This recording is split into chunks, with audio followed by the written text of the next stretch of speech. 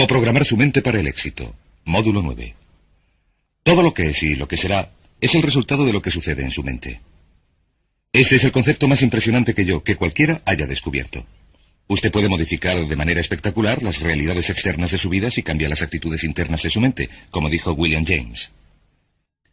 Ya hemos hablado sobre las diversas leyes. La ley de las creencias, que sus creencias se convierten en sus realidades, que usted ve el mundo según lo que crea que constituye la verdad sobre el mundo. Las creencias crean el hecho real, según piense el hombre en su corazón o la mujer en su corazón, así serán. También sabemos que la ley de la correspondencia dice que su mundo externo siempre se corresponderá con su mundo interno. Esto significa que hay algo en su mundo interno que se corresponde con todo lo de su mundo externo.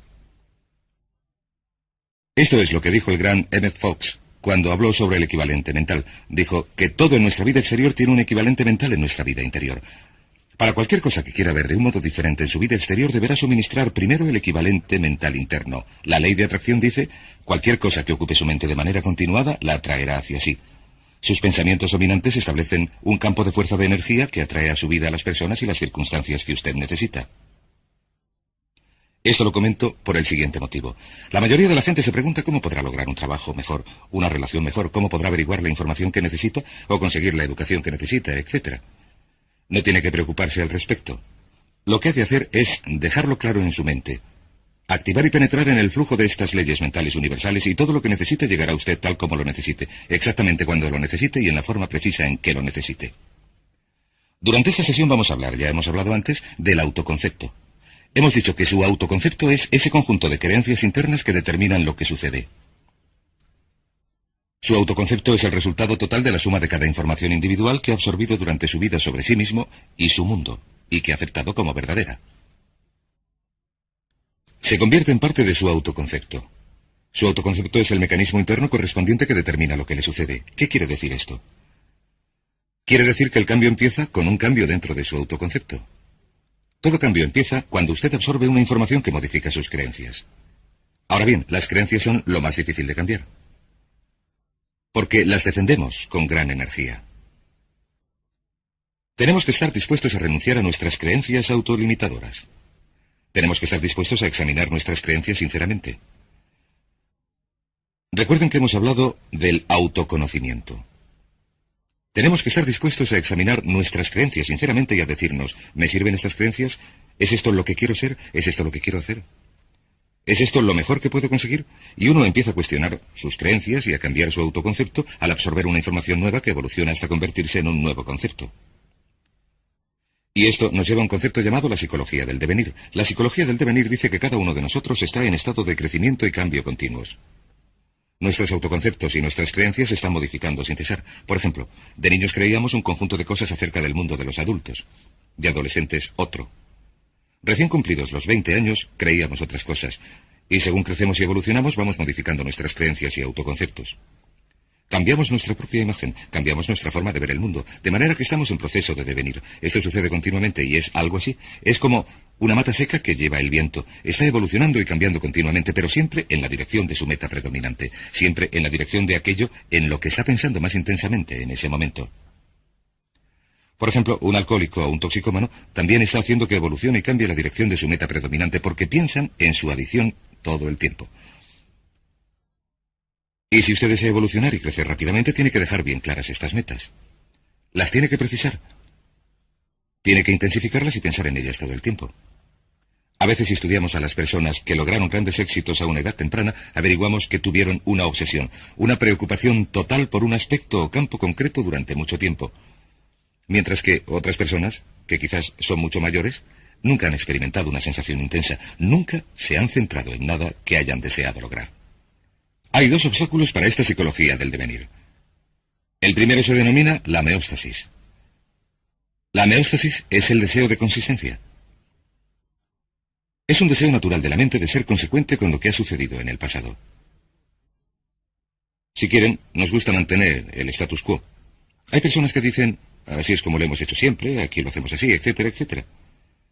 Hay que vigilar la meóstasis porque lo que hace es que nuestra manera de pensar sea rígida e inflexible. Y la otra es la psicosclerosis. La psicosclerosis es sencillamente el endurecimiento de la actitud. El endurecimiento de la actitud.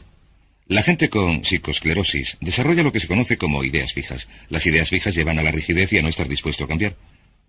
Ambas nos llevan a quedar atascados en la zona cómoda. Recuerden, la tendencia natural de todo comportamiento humano consiste en empezar a hacer las cosas de una manera específica y luego quedar atascado en una zona cómoda. Uno queda atascado en una zona cómoda, en una relación incluso si no es feliz, en un trabajo incluso si no está satisfecho, en un determinado nivel de ingresos incluso si no es suficiente. Hay que luchar contra la zona cómoda porque la zona cómoda se convierte rápidamente en una rutina, en un surco que seguimos, y se dice que el surco se convierte en una tumba. La única diferencia entre un surco y una tumba es la profundidad. También se ha dicho que el surco no es más que una tumba con los extremos borrados, así que pongan mucha atención porque la gran mayoría de las personas de nuestra sociedad tienden a evolucionar de manera natural hasta establecerse en una zona cómoda. Se convierten en los inflexibles paladines del status quo, caen en la rutina e incluso cuando el cambio sería bueno para ellos, no cambian nunca. Esto nos lleva a los dos grandes poderes que controlan todo lo que nos sucede. Y el primero es el poder del amor. El poder del amor es el que da forma a su personalidad y da forma a su destino. El poder del amor simplemente significa que todo lo que hacemos lo hacemos o para obtener amor o para compensar la ausencia de amor. Antes dijimos que la personalidad completa del niño se forma de acuerdo con la calidad y la cantidad del amor que recibe, y que todos los problemas del adulto son el resultado del amor retenido. Retenido por nuestros padres, quizás retenido de la gente cuando crecemos. El otro poder es el poder de la sugestión. El poder de la sugestión actúa a lo largo de todas nuestras vidas. El poder de la sugestión es muy fuerte. Lo que hace es empezar a actuar sobre nosotros casi desde nuestro nacimiento, a veces desde antes. Y el poder de la sugestión nos da forma. Esto significa que cada uno de nuestros pensamientos, lo que oímos, lo que vemos, tocamos, gustamos o olemos, todo lo que nos afecta de cualquier manera, produce un efecto sobre nuestra personalidad. Lo decimos así. Decimos, cada cosa cuenta. Todo cuenta, y especialmente cuando nos hacemos adultos, recuerden que todo cuenta. El adulto medio occidental ve entre 20 y 25 horas de televisión por semana. El jubilado medio ve unas 7 horas de televisión, y el niño medio ve entre 3 y 4 horas de televisión al día. ¿Saben que el director gerente medio de una empresa americana media ve menos de 5 horas de televisión por semana? Ahora permítanme que les haga una pregunta muy sencilla. ¿Creen que existe una correlación entre el número de horas de televisión que ve una persona y el éxito de esa persona? ¿Creen que las influencias por su gestión de los libros, las revistas, las cintas magnetofónicas, los cursillos, los seminarios, la gente, los programas de televisión, etcétera, que ustedes ven, escuchan, leen, con los que viven de manera continuada, creen que estas influencias de su gestión producen algún efecto sobre su futuro? Permítanme repetirlo. Todo cuenta. Y deben hacerse esta pregunta. Es algo que aprendí hace años. Deben hacer esta pregunta. ¿Qué es lo que desean de la vida? Una vez que se hayan preguntado lo que desean en la vida, pueden mirar a su alrededor y decidir lo que es bueno y malo para ustedes. ¿Qué significa esto? Significa que todo lo que les acerque hacia lo que desean es bueno, y todo lo que les aleje de lo que desean es malo. Pero todo cuenta. Tengo un buen amigo que siempre estaba a régimen. De cuando en cuando, yo le pillaba comiendo tarta. A veces su comida consistía en 2 trozos de tarta. Y yo le decía, creía que estabas a régimen, creía que solo comías fruta fresca y verdura y comida natural. Y él me contestaba, pues claro. ¿Y la tarta qué? Yo le decía, eso no cuenta, me contestaba. ¿Saben que hay muchas personas que se quedan sentadas en casa viendo la tele 3 o 4 horas cada noche, que quieren tener éxito, que leen los chistes y las páginas deportivas, que leen revistas absurdas o no leen nada, oyen la radio, no hacen nada con su tiempo libre ni con su mente y dicen, quiero tener éxito, quiero tener más éxito? Y yo digo, ¿y qué de todas esas cosas que está haciendo y que le hacen perder el tiempo? Me contestan, eso no cuenta, pero desgraciadamente para la naturaleza todo cuenta. Esto nos lleva a algunas leyes que quiero compartir con ustedes. La primera ley es la ley de la costumbre. Estas también son leyes mentales. La ley de la costumbre es muy parecida a la ley de la inercia. La ley de la inercia dice que un cuerpo en reposo tiende a permanecer en reposo, a no ser que actúe sobre él una fuerza externa. También si el cuerpo entra en movimiento, tiende a permanecer en movimiento, a no ser que actúe sobre él una fuerza externa. La ley de la costumbre dice que sin una decisión específica por su parte para cambiar algún aspecto de su vida, la tendencia natural es seguir igual indefinidamente. Como dijo una vez un especialista en gestión de tiempo, cuanto más haga lo que está haciendo, más recibirá de lo que recibía. De modo que debe examinar lo que ha recibido y examinar lo que está haciendo y decir, ¿es esto lo que quiero? Seguirá en la misma dirección, a no ser que se decida a cambiar de forma concreta y específica. También hay otra ley que se llama la ley de la emoción. Y por cierto, antes de hablar de la ley de la emoción, permítanme decir esto. Alrededor del 95% de lo que hacemos lo hacemos por costumbre. La única diferencia importante entre la gente con éxito y los fracasados es que la gente con éxito tiene costumbres de éxito y los fracasados tienen costumbres de fracaso. Por ejemplo, ¿han oído el refrán al que madruga Dios le ayuda? ¿Por qué es esto? ¿Por qué madrugan tantas personas con éxito? Pues porque se aprovechan mejor el día. Y también porque madrugar les obliga a irse pronto a la cama. No malgastan las noches, que es cuando están más cansados y producen menos. De modo que vemos una y otra vez que los hombres y las mujeres de éxito se acuestan pronto y se levantan pronto. Tienen una costumbre de éxito. ¿Por qué no se acuesta pronto y se levanta pronto mucha gente? Porque son perezosos, no son disciplinados, no tienen metas que deseen con suficiente intensidad, no tienen costumbres de éxito. El 95% de su éxito lo determinará el tipo de costumbres que desarrolle. Si tiene buenas costumbres, conseguirá el éxito a pesar de los pesares.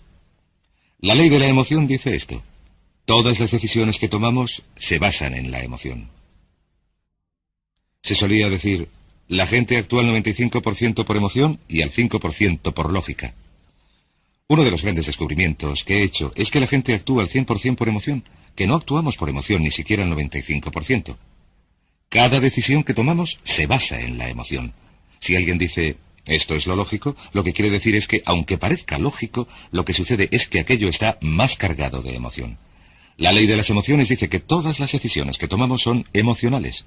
Y dice también que una emoción fuerte domina a una más débil. Una emoción fuerte domina a una emoción más débil. Así que la emoción más fuerte será la emoción dominante. Y determinará lo que uno haga.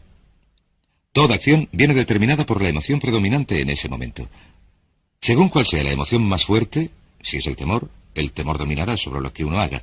Si es el deseo dominará sobre lo que haga. Las dos emociones principales que luchan en nuestro interior continuamente son el temor y el deseo. Un campeonato mundial que se repite sin cesar. Nuestros temores nos retienen, nuestros deseos nos impulsan. ¿Cómo se hace para que venzan los deseos? Muy sencillo. Se usa la ley de la concentración y se piensa todo el tiempo en lo que uno quiere. Concéntrese todo el tiempo en lo que quiere. Se mantiene la mente fija en el deseo. Se preocupa uno totalmente por lo que quiere, como dijimos antes, y los temores tienden a disminuir. Pero piense en lo que piense, si piensa en sus temores o si piensa en sus deseos, la ley de la emoción es la que determinará sus acciones, y sus acciones determinarán sus resultados. Esto nos lleva a otra ley que se llama la ley de la expresión.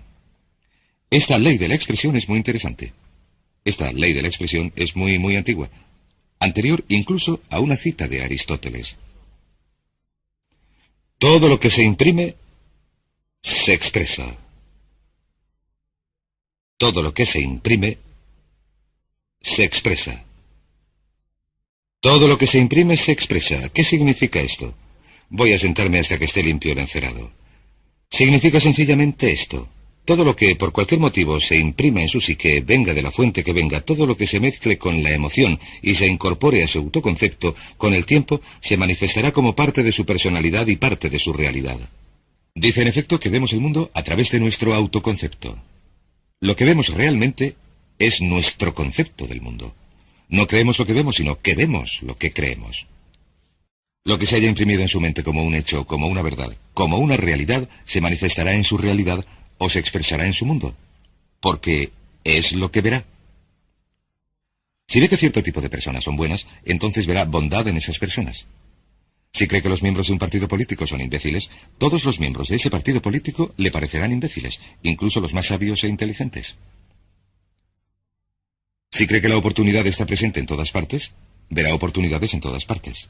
Si cree que controla totalmente su destino, entonces verá indicios de esto. Si se cree una persona popular, valerosa, confiada, con influencias, entonces actuará de manera consecuente con esa creencia y verá sus manifestaciones a su alrededor. He leído un caso interesante hace poco. Una adivina convenció a un joven de origen humilde que no tenía ninguna confianza en sí mismo de que era la reencarnación de Napoleón Bonaparte. Es una historia maravillosa, una historia verídica. Empezó a creerse que era la reencarnación de Napoleón Bonaparte. Se fue a la biblioteca y estudió a Napoleón. Lo averiguó todo sobre Napoleón. Empezó a andar, a hablar y a actuar como Napoleón, y a pensar como Napoleón. Empezó a imaginar grandes planes que Napoleón habría imaginado. Empezó a actuar valerosa y confiadamente ante la incertidumbre como lo habría hecho Napoleón. Con el tiempo llegó a convencerse totalmente de que aquella persona tímida y reservada era de verdad la reencarnación de Napoleón. Mejoró su carrera profesional. Le dieron aumentos, le promocionaron. Cambió su forma de vestir, empezó a hablar con más confianza y cuando llegó a averiguar que la adivina le había engañado, había llegado a ser un hombre de negocios muy próspero. Muy interesante. Todo lo que queda impreso y se acepta, se manifiesta. Esto nos lleva a una ley mental importantísima. Es la que se conoce como la ley de la inversión. Cuando supe de esta ley por vez primera, me impresionó tanto que quería ocultarla y esconderla y no hablar de ella a nadie. Esta es la primera vez que explico esta ley a alguien en cualquier forma. La ley de la inversión dice sencillamente esto. Si uno logra un determinado nivel de éxito, un determinado nivel de salud, una determinada calidad de relaciones, entonces esa calidad de relaciones creará un estado subjetivo. Un estado subjetivo significa sentimientos, un estado emocional. En otras palabras, si uno gana un premio, siente que es un ganador. Si uno se enamora, siente que es un amante. Si triunfa en los negocios, siente que es un triunfador. Lo objetivo crea. En otras palabras, la realidad objetiva o el hecho llega a crear lo subjetivo o el estado emocional. ¿Les parece que esto tiene sentido? En otras palabras, sucede algo. Uno se siente de maravilla, ya me entienden. Sin embargo, la ley de la inversión dice, si comprenden esto, este hecho por sí solo puede cambiar su vida porque ha cambiado la mía, dice que si uno puede crear de manera artificial el estado subjetivo o la sensación pondrá en acción las leyes de la atracción y de la correspondencia. Atraerá a su vida a la gente, las circunstancias, las oportunidades necesarias para crear algo objetivo que se corresponderá con lo subjetivo. Y el método es este. Es tan sencillo que es sorprendente. Funciona así. Cada vez que piense en algo que verdaderamente desee, imagínese que ya lo tiene. Imagínese que ya lo tiene. Parece un juego de niños, pero es potentísimo. Y lo único que les sugiero es que lo intenten durante un tiempo.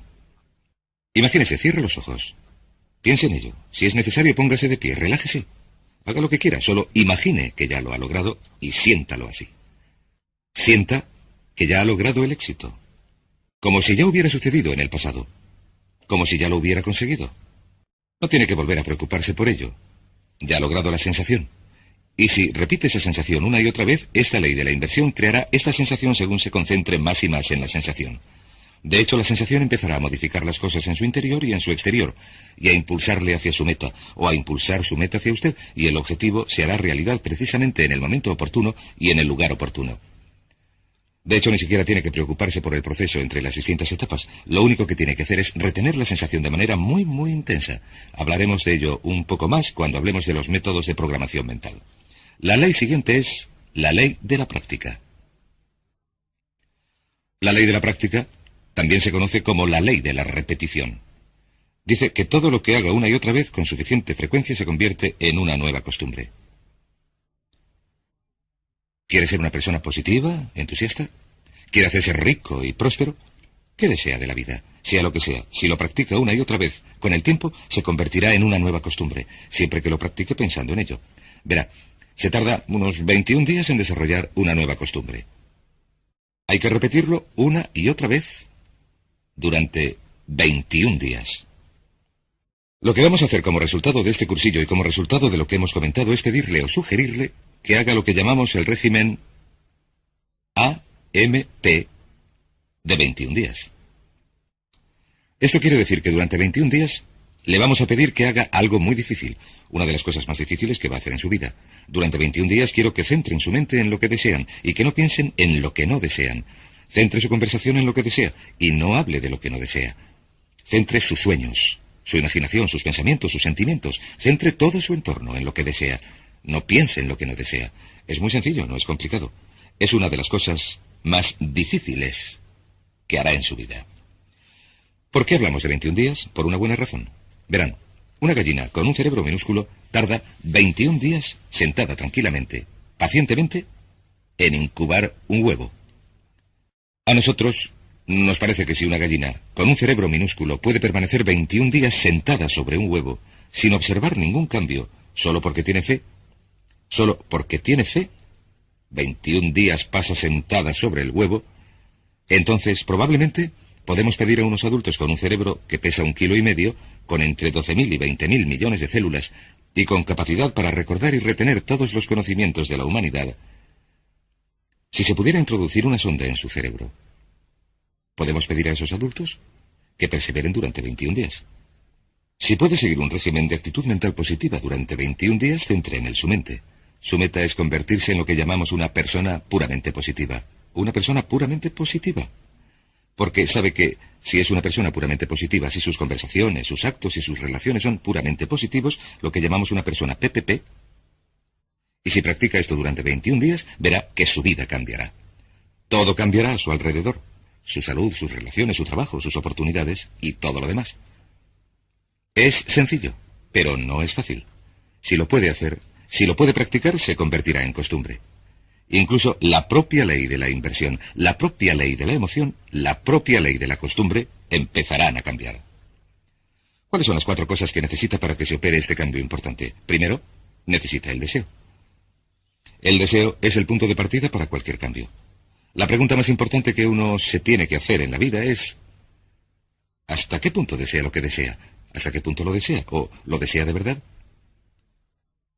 Verán, hay montones de personas que desean montones de cosas, pero ¿hasta qué punto las desean?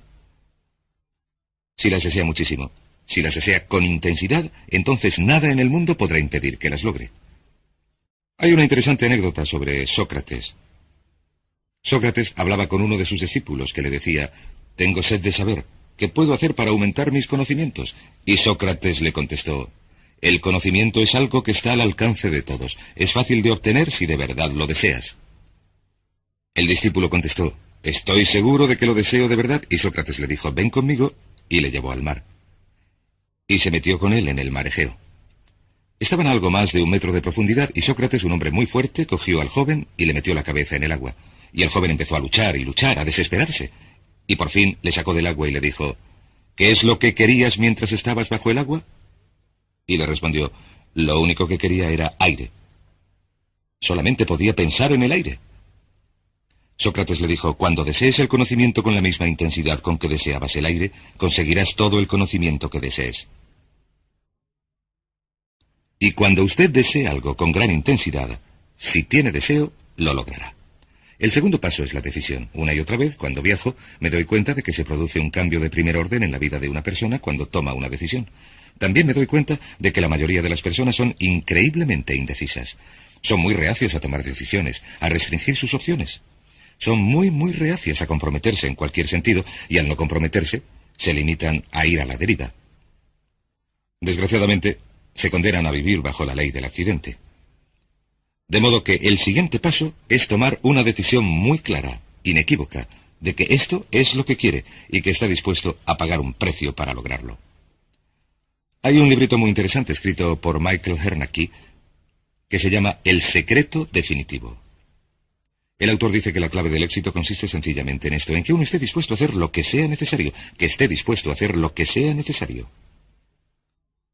Que esté dispuesto a hacer lo que sea necesario.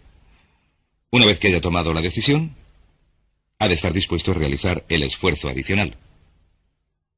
Ha de estar dispuesto a hacer lo que sea necesario. Lo interesante es que nunca se ha de hacer todo lo que sea necesario. Sin embargo, hay que estar dispuesto a hacerlo. Y esta decisión inequívoca de vencer o morir, ese compromiso al 100% es lo que supone toda la diferencia en su éxito. La mayoría de la gente no está dispuesta a comprometerse de ese modo. Se retienen, dicen: «Lo quiero, pero no estoy dispuesto a hacer esto o aquello», o «no quiero cambiarme de casa, volver a estudiar, no puedo sacrificar esto», etc. He hablado, por ejemplo, con muchos padres que han hecho grandes sacrificios para que la madre se pueda quedar en casa con los niños durante los primeros 3 o 5 años de vida de estos. La gente les dice, estáis locos, necesitáis el dinero, no podéis viajar, no se pueden pagar las facturas cuando solamente hay una persona trabajando. Contestan, pero hemos decidido dar a nuestros hijos los mejores cimientos, la mejor base emocional, y creemos que esto se logra si la madre está en casa con los niños. Así que estamos dispuestos a hacer los sacrificios necesarios. Y por supuesto todos tienen que decidir por sí mismos en cuanto a los sacrificios que desean hacer. El tercero es la determinación. La determinación significa apoyar su plan con, por así decirlo, una fuerza de voluntad férrea. Una vez más, todos los estudios que he examinado, y a lo largo de mi vida he dedicado unas 30.000 horas a estudiar el tema del éxito personal y empresarial, es que la fuerza de voluntad férrea es de enorme importancia. Determinación y constancia cuando las cosas se ponen feas, estar dispuesto a perseverar frente a la adversidad. Este tipo de determinación es esencial para desarrollar los nuevos modelos de pensamiento que garantizarán su éxito. Y por último, disciplina. Esta es mi preferida. Generalmente, esta es la única ocasión en el curso en la que hablo del tema, pero la disciplina es la llave maestra de las riquezas. La disciplina es la llave maestra de las riquezas. La disciplina, estar dispuesto a hacer lo que uno sabe que debe hacer, cuando lo debe hacer, le guste o no, es la clave esencial de su éxito. ¿Por qué fracasa la gente en la vida? No es un milagro, no es un misterio. El motivo por el que la gente fracasa es porque no están dispuestos a hacer lo que sea necesario, no están dispuestos a pagar el precio. La mitad de las veces, 3/4 partes de las veces, no saben lo que quieren. Y los que lo saben, no son capaces de imponerse disciplina, de modo que la próxima vez que esté sentado viendo la televisión, la próxima vez que vaya en coche oyendo la radio en lugar de oír programas en cintas magnetofónicas, pregúntese sinceramente, en relación con la vida maravillosa que podría disfrutar, en relación con todas las cosas que desea, ¿me está acercando esto a mi meta o me está alejando de ella? Porque la verdad del asunto es que todo le acerca a su meta o le aleja de su meta, que nada es neutral, todo cuenta, que el tiempo pasa, el tiempo vuela. Ahora mismo, el reloj está haciendo tic-tac. Un buen amigo mío decía, recuerda que la vida no es un ensayo, es la función real. Y lo que uno se tiene que preguntar es, ¿soy sincero cuando digo que soy y tengo y hago todo lo que me es posible? Si sigue un régimen mental de 21 días, un régimen de AMP, si centra sus pensamientos en lo que desea durante 21 días, si practica la ley y desarrolla nuevas costumbres, si repite las cosas una y otra vez, practica la ley de la inversión, y se imagina como la persona que desea ser, y practica la ley de la expresión, que todo lo que se imprime en su mente se expresa, se manifiesta en su realidad, verá que se producen cambios espectaculares en su vida, a veces mucho más deprisa de lo que se pueda imaginar ahora. Créame, yo lo sé. He intentado y probado todo lo que les recomiendo.